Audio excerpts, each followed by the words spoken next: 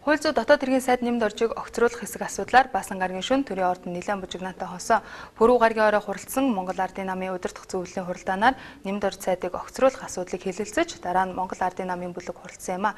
Хуралдаан дуусны дараа шөнийн 2 цагийн орчимд улсын хурлын хууль зүйн байнгын хороо хуралдаж дээрх асуудлыг хэлэлцэн.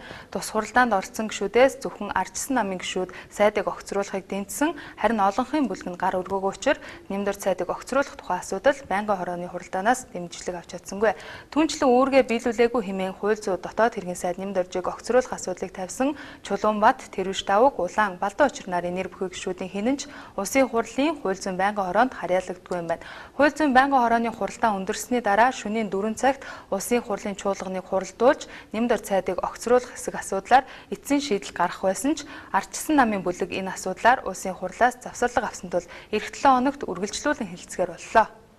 Игс ерөнхийлөгч инх байрыг барих үед халдашгүй өрхөө алдсан. Энэ бүхэнд хууль зүйн сайд хариуцлага хүлээх хэрэгтэй гэж намынх нь 8 гишүүн үзээд байгаамаа.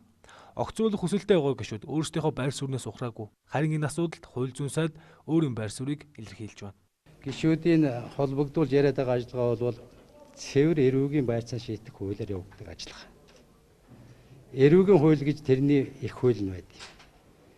Эрүүгийн хуулийн нутаг дэвсгэр гэж юм байдаг. Зөвхөн Монгол улсын нутаг дэвсгэрээр гарсан гэмт хэрэг Монголын хуулийн байгууллага шалгадаг.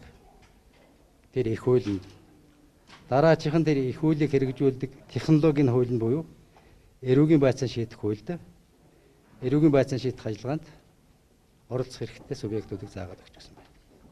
Эрүүгийн байцаан шийдэх ажиллагаанд ерөнхийлөгч гэж улсын их хурл, засгийн газар, засгийн газрын ерөнхий сайд түүний альва хэн нэгэн сайд оролцох ямар ч хэрэг байхгүй.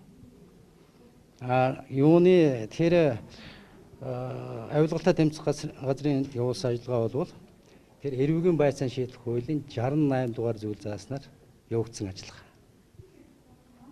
Тэр газар саналаа гаргаад, прокурор зөвшөөрөөд, шүүх захирамж гаргаад хийсэн ажиллагаа. Сүүлд нь тэр гэр орноос нь аваачсан ажиллагаа бол эрүүгийн байцаан шийдэх хуулийн 74 дугаар зүйл гэдэг зүйлээр хийгдсэн ажиллагаа. 74 дугаар зүйлд нь юу байдг вэ гэхээр ирэхгүй бол албадан эрүүлэх шийдвэрийг шүүгч, хэрэг өртгөгч, мөрдөн байцаагч гарганаа. Албадан эрүүлэх ажиллагааг цагдаагийн байгууллага гүйцэтгэнэ гэсэн заалттай ийм л ажиллагаа.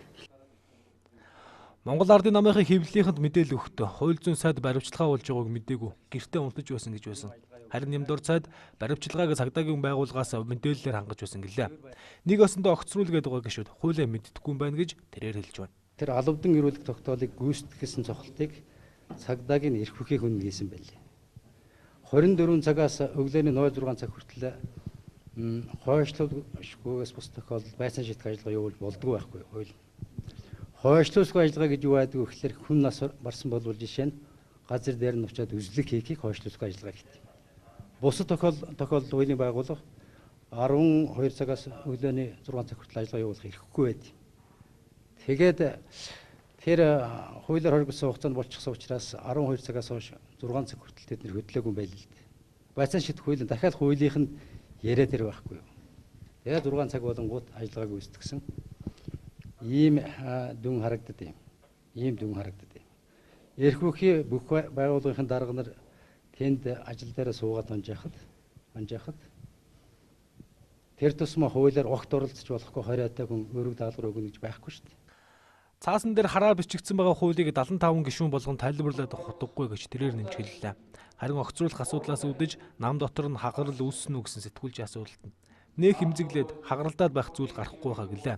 Түүний хувьд асуудалд тун тайван хандж байгаа юм байна.